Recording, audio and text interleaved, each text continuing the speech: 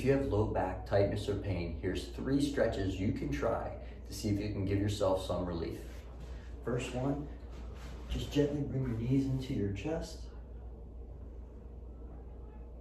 And as long as the pain isn't aggravated, you can slightly give a little tension to stretch your low back.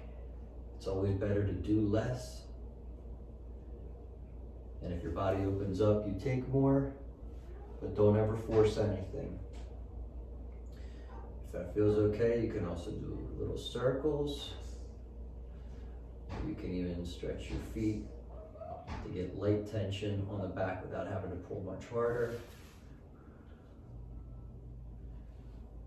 Straighten the legs a little bit. That puts a little tension on the low back.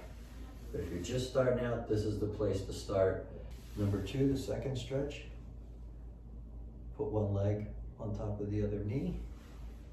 Go through the leg. Grab the knee. Light tension. You should feel this stretch across your hips and across this area.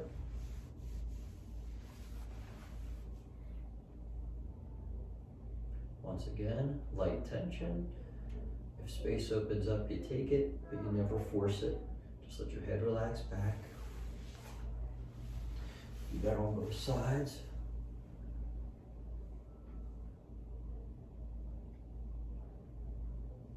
Good.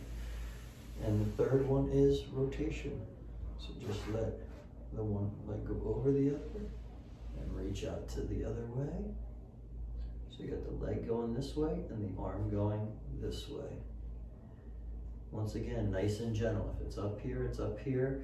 If it's down here, it's down here. Never force anything. Nice and gentle. If your body says no, or if it's pain or aggravation, you don't want to do it. This is just a light stretch that should feel comfortable, and it should feel like a little bit of tension comes off the muscles, or it can feel like a little bit of a stretch, as long as it's not aggravating. Just a couple seconds, a couple breaths, and go to the other side.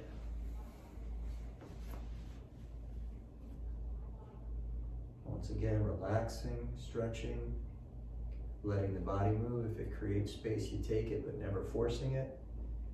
You could do 3 to 4 relaxing breaths for each of these stretches. You can do them a couple times a day. And then afterwards, you could put ice